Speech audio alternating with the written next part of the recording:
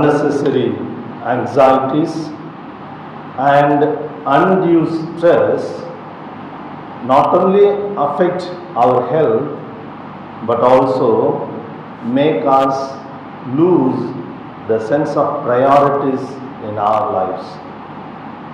My dear friends, allow me just to share one or two thoughts based on the gospel passage today. I will be short enough. It won't be another lecture because already I am having 3 lectures. I don't want this to be the 4th lecture. And otherwise your anxieties and stress will grow more, right? Today gospel passage, very familiar passage which we have heard already many times. Jesus visiting Mary and Martha. And Martha is busy preparing too many things to treat Jesus, maybe with good food or so. And Mary, on the other hand, is sitting at the feet of Jesus and listening to her. And Martha, at one point, she finds that she is overburdened. And she comes to Jesus, she is complaining, "Why don't you tell Mary to come and help me?"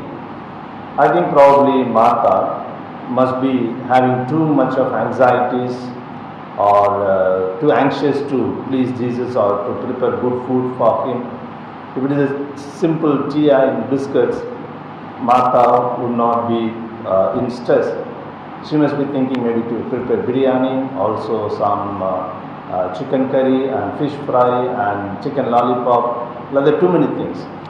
And I don't know whether it was a tea time or lunch time, whatever it may be. Martha is busy with too many things.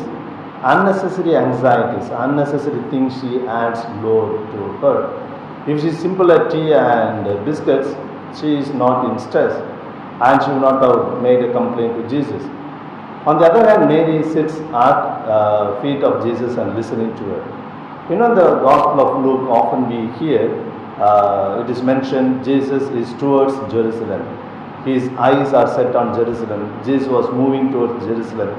And whenever Luke uses this expression, it implies the passion and death that is in his mind. He is going to Jerusalem and he is, maybe humanly speaking, he is troubled, thinking of the passion and the death, the challenges, the suffering and the agony that he is going to face. Maybe at this moment he wants to share something, because we know Jesus visits his family. Mary, Martha and Lazarus quite often. They must be good friends. And when Jesus visits other times, he must have shared a lot of things about his preaching, about the healing, how the people suffer, etc. Sometimes how the apostles, his own disciples, behave in a funny way. All these things must have shared. But this time, perhaps Mary intuitively understands, perceives that Jesus is troubled maybe. And that's why he is sharing with her, and she is ready to sit at the feet and listen to her. Whereas Martha may be insensitive to that need, and she is busy as usual with other things of taking care of him or treating him with good food, etc. See, here is a point, my dear friends. Lot of anxieties and stress in our life. Stress and anxiety is part and parcel of life. In fact, psychologists say to a certain amount of anxiety, certain amount of stress is good for us. You know, stress can be 2 types, eustress and distress. Eustress, not uterus, eustress. The eustress is a good stress and distress is a bad negative stress. Eustress is what we need to make us really confident and to perform in a expected manner. Suppose you are giving a public speech and there will be a lot of tension in your mind, in your heart. I should perform, I should not forget.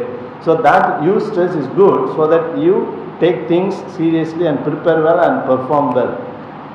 On the other hand, if the same eustress goes to the other extreme, distress, then you are sweating, you are afraid too much, and you are not able to utter a word, and as soon as you begin, then you forget the whole thing, you are trembling, shivering. This is distress. So psychologists say certain amount of eustress is good for us. And Fulton Sheen, must have heard about him, great archbishop speaker, both television and radio, used to give lot of talks and many books. And even he said once, at this stage, he must have been very experienced, and after several years of preaching, etc., whenever I get up to speak, I always have stress in my mind. So that is called the positive type of stress. If Martha has a little positive type of stress, that eustress, and preparing one chai and biscuits, she will not be under unnecessary stress, because she took too many things on her head and she wanted to please Jesus or impress Jesus, whatever may be, that made her in unnecessary stress and anxiety. Today psychologists say that stress and anxiety part of our life, but how we deal with that situation is very important. Any situation in itself does not give us stress. Any situation in itself does not give us stress, but how we look at it, how we deal with that situation, that gives stress.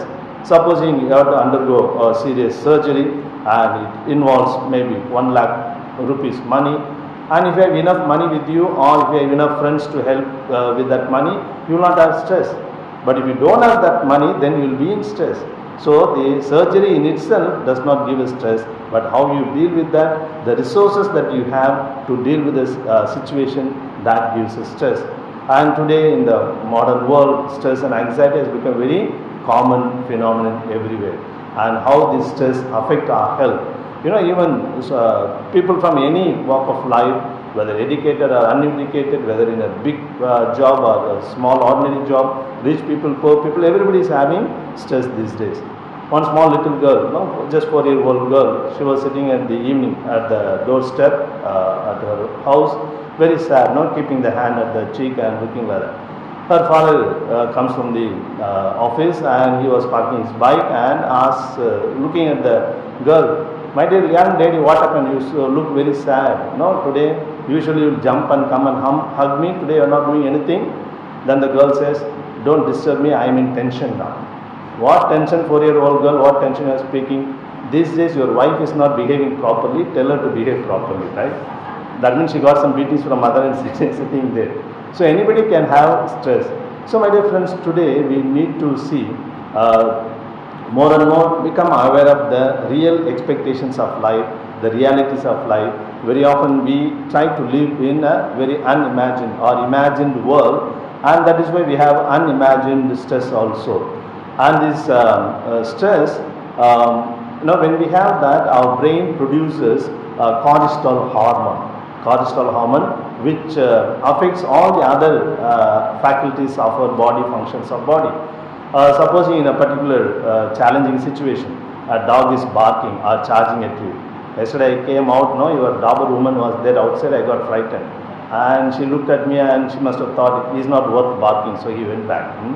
So when a dog is charging at you, you don't know what to do. Immediately your system gives more blood to your muscles, and perhaps you are able to jump over a fence.